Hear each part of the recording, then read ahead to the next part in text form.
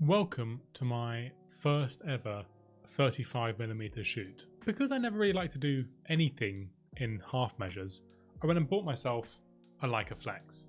It's quite possibly one of the coolest things I own now, and I love it. My first Olympic level challenge was to load the film.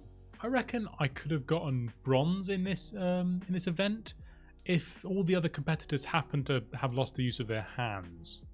Nevertheless, the film got in there and I think it mostly worked. With the film in, we were ready to set off. And by we, I obviously mean me and my mother, because I have no friends. And once we arrived, I decided in my infinite wisdom that the best thing to take a photograph in the English countryside is our Toyota truck.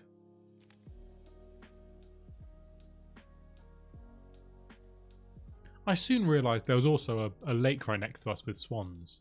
I of course was way too terrified of the swans to get anywhere close to them, and seeing as I only had the 50mm prime, the photos weren't great of them.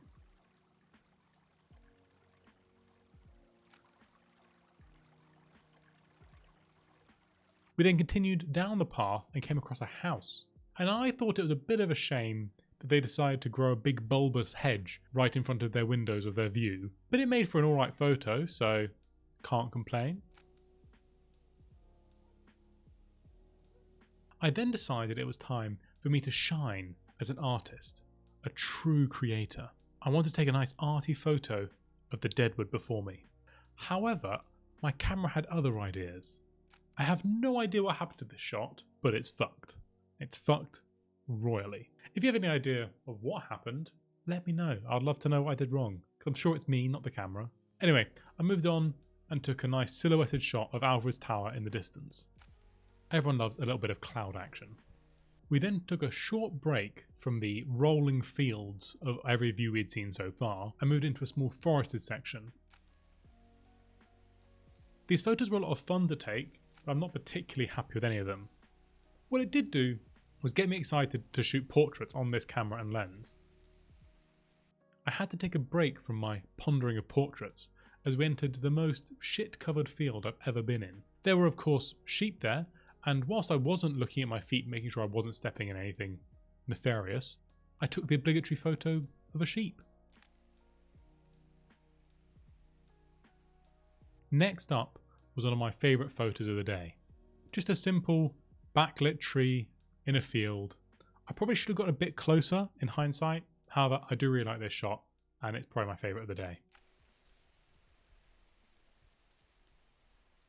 A bit outside of the field was a lake. It was an absolute nuisance to get to, but I got some nice photos of water, I guess. To be honest, I just can't wait to shoot when it's not all overgrown. But when that's happening, I'll complain about the weather or something else. I'm English after all.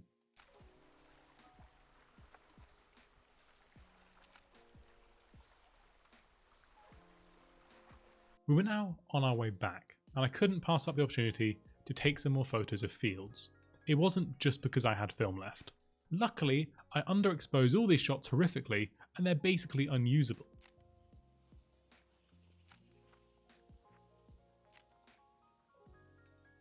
In there though, there was one little gem of a photo of my house off in the distance, which I definitely only exposed correctly because I bracketed it, otherwise it would have turned out like all the others.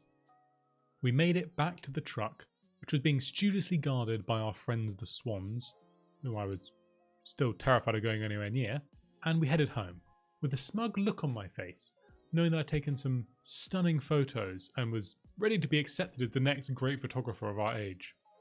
Somewhat knowing that I'd probably fucked up the whole reel, but I hadn't. There were some usable photos, and I'm going to consider that a win. The tactility of the 35mm film camera I just absolutely loved. It's just a well-made piece of machinery. For my next shoot, I hope you'll come along as well, and if you enjoyed this video, do all the usual YouTube things, and I'll see you in the next one.